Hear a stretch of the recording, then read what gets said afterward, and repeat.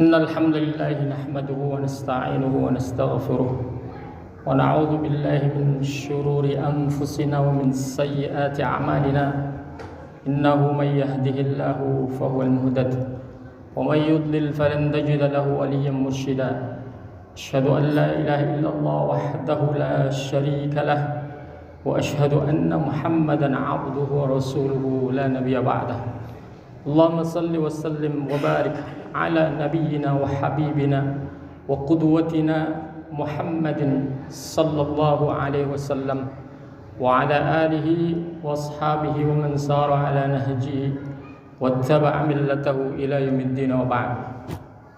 قال سبحانه وتعالى في كتابه العزيز يا أيها الذين آمنوا اتقوا الله حق تقاته ولا تموتن إلا وأنتم مسلمون يا أيها الذين آمنوا اتقوا الله ولتنظر نفس ما قدمت لغد واتقوا الله إن الله خبير بما تعملون.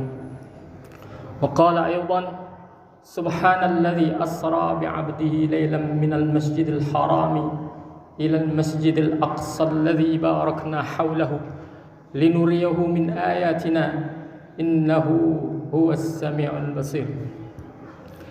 Jamaah Jumat yang dirahmati Allah Subhanahu wa taala. Rasulullah sallallahu alaihi wasallam menekankan kepada kita ada 3 perjalanan yang sangat dianjurkan jika kita ingin melakukan perjalanan tersebut atau kita ingin mengunjungi tempat-tempat yang ingin kita kunjungi. 3 tempat tersebut sebagaimana yang disebutkan oleh Imam Al-Bukhari di dalam kitabnya La tushaddur rihalu illa ila 3 masajid Masjidil Haram wa Masjidil Aqsa wa masjidi. Tidaklah ditekankan untuk melakukan perjalanan kecuali ke 3 masjid. Yang pertama adalah Masjidil Haram, yang kedua adalah Masjidil Aqsa, dan yang ketiga adalah masjidku, Masjid Rasulullah sallallahu alaihi wasallam. Jamaah sekalian dirahmati Allah Subhanahu wa taala.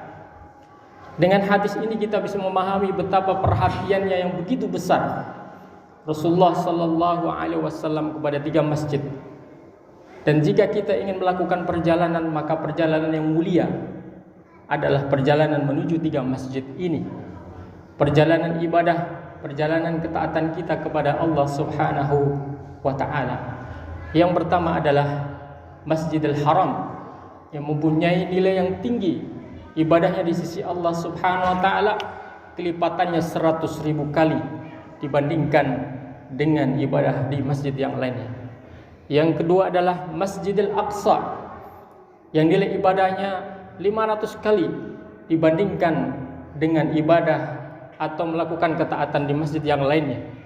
Kemudian yang ketiga adalah Masjid Nabawi yang nilai ibadahnya 1000 kali dibandingkan ketika kita beribadah di tempat ibadah yang lainnya. Jamaah sekalian yang dirahmati Allah Subhanahu wa taala, kita sering mengunjungi Masjidil Haram. Bahkan di antara kita ada yang diberikan kemudahan oleh Allah Subhanahu wa taala untuk melakukan ibadah haji ataupun ibadah umrah. Begitu juga Masjid Nabawi. Kita sering melakukan kunjungan tersebut, ziarah tersebut dalam rangkaian ibadah umrah. Bahkan umat Islam berbondong-bondong untuk mengunjungi kedua tempat tersebut. Tapi sayangnya tempat yang ketiga ini sampai hari ini, sampai detik ini belum diberikan kesempatan yang leluasa bagi umat Islam untuk mengunjungi tempat tersebut, yaitu Masjidil Aqsa. Karena tempat yang sangat dimuliakan oleh Allah Subhanahu wa taala dan ditekankan oleh Rasulullah sallallahu alaihi wasallam untuk melakukan perjalanan ini dalam keadaan dijajah oleh penjajah Zionis Yahudi. Sampai hari ini, sampai detik ini. Padahal kewajiban kita semuanya umat Islam adalah merawat, menjaga, melindungi 3 masjid ini. Masjidil Haram, Masjid Nabawi, dan Masjidil Aqsa. Maka Masjidil Aqsa tidak bisa dipisahkan dari masjid-masjid yang lainnya, apalagi kedudukan yang begitu tinggi di mata Allah Subhanahu wa taala dan di mata Rasulullah sallallahu alaihi wasallam. Bahkan Masjidil Aqsa disebutkan di dalam surat khusus, surat Al-Isra. Qala subhanahu wa ta'ala, subhanalladzi asra bi'abdihi laylan minal masjidil haram ilal masjidil aqsa alladzi barakna haulahu linuriyahu min ayatina innahu huwas sami'ul basir.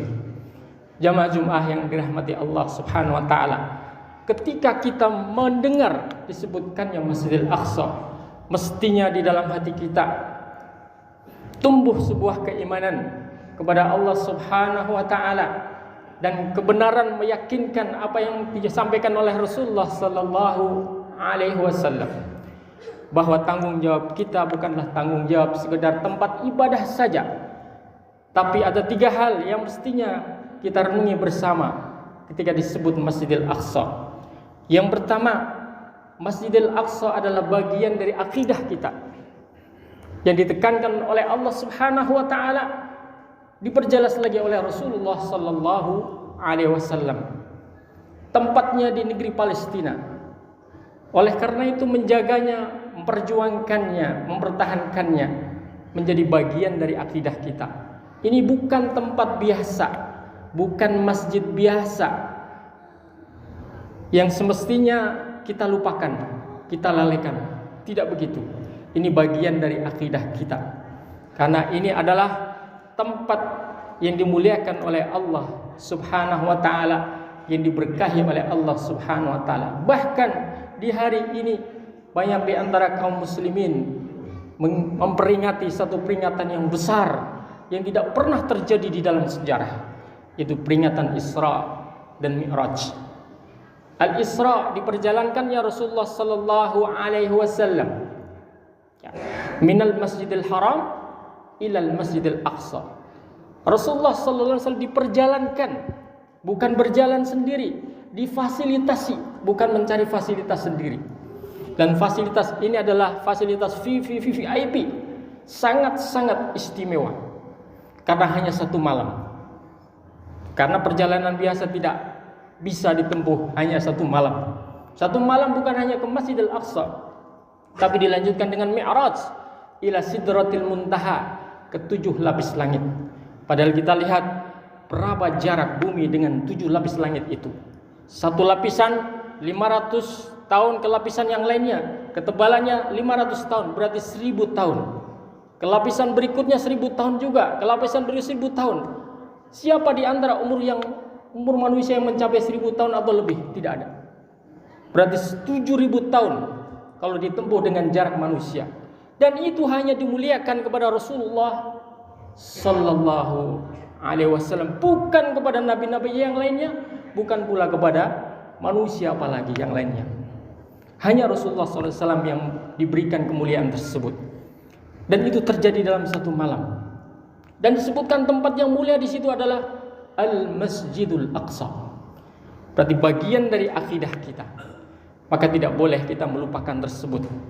Maka menjadi kewajiban kita semuanya untuk memperjuangkan kemerdekaan Palestina secara umum dan Masjidil Aqsa secara lebih khusus lagi. Jamaah sekalian yang dirahmati Allah Subhanahu wa taala. Bagian yang kedua yang harus kita fahami, bahwa Masjidil Aqsa adalah ulul qiblataini wa thalithul haramaini. Masjidil Aqsa adalah kiblat pertama umat Islam dan tanah haram yang kedua. Seperti yang disebutkan di dalam hadis tadi, tanah haram yang pertama adalah Masjidil Haram, yang kedua adalah Masjid Nabawi atau Al-Madinah, dan yang ketiga adalah Masjidil Aqsa.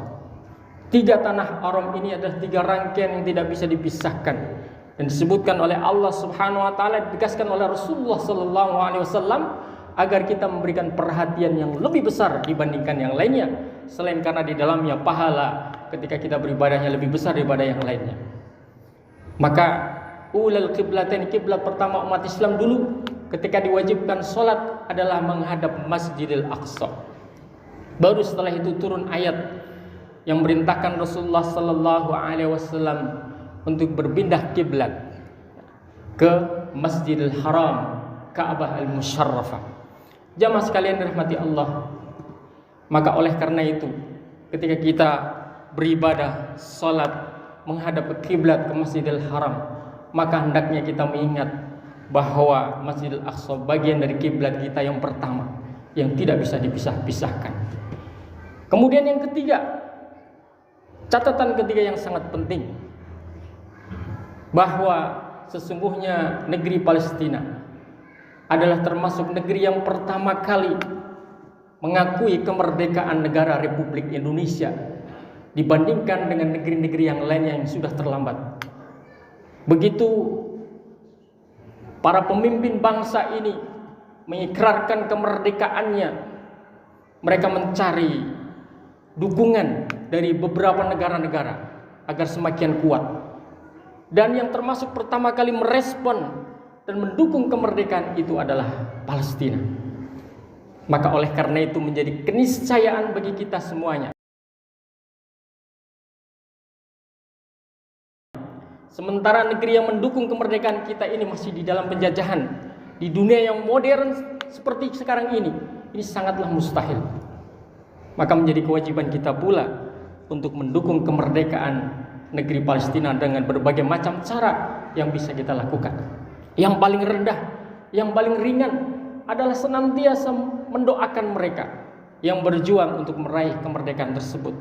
Atau kalau kita punya sedikit dana, kelebihan dari uang yang kita miliki, maka sisihkanlah untuk mendukung perjuangan saudara-saudara kita yang ada di Palestina. Paling tidak untuk mendukung mereka tetap hidup, karena ada sekitar 5 juta lebih penduduk Palestina asli yang terusir dari tanah kelahirannya. Mereka hidup di tanah-tanah perbatasan, di Yordan, di Syria, di perbatasan Turki, Aljazair, dan negeri-negeri yang lainnya tersebar di berbagai negara. Bukan tanah kelahiran yang asli. Kita bisa bayangkan 50 tahun, 60 tahun hidup bukan di negerinya sendiri, hanya beratapkan tenda, bahkan bangunan-bangunan permanen sangatlah sedikit. Bagaimana dengan fasilitas kesehatan, fasilitas MCK, fasilitas pendidikan dan lain sebagainya? Bagaimana mereka harus mengatur? Belum lagi harus tergantung kepada negara perbatasan tersebut, yang tentunya negara perbatasan tersebut membantu mereka dengan seadanya, tidak sebagaimana penduduk asli yang ada di situ. Jamaah sekalian yang dirahmati Allah Subhanahu wa taala, inilah di sela-sela kita memperingati Isra dan Mi'raj Rasulullah sallallahu alaihi wasallam, kita diingatkan dengan tanggung jawab yang besar ini, bagian dari akidah kita, awal mula kiblat kita yaitu Masjidil Aqsa. Barakallahu lakum fil Qur'anil azim wa nafa'ani wa iyyakum bima fihi minal ayati wa dzikril hakim. Fastaghfiruhu innahu wal ghafurur rahim wa tubu ilayhi yaghfir lakum.